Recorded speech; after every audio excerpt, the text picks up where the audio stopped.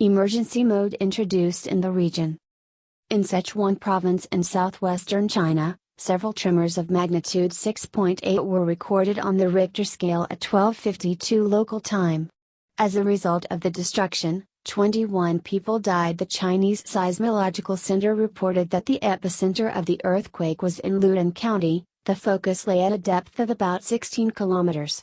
In this region, such natural disasters are not uncommon. In 2008, the country was shaken by the strongest Sichuan earthquake, which killed more than 69,000 people, and another 18,000 were missing. Then the magnitude of the tremors was 8 points.